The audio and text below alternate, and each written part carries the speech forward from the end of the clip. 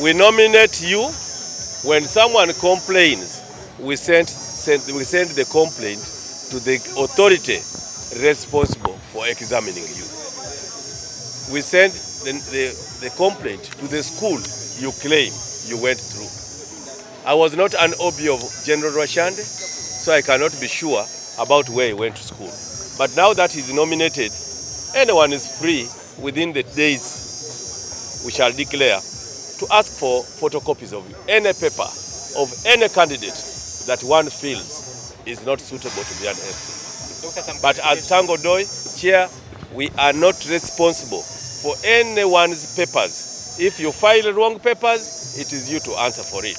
I went to Kisoko Boys Primary School and you went to your own school. I'll not answer for you. Download the app on App Store or Google Play Store now.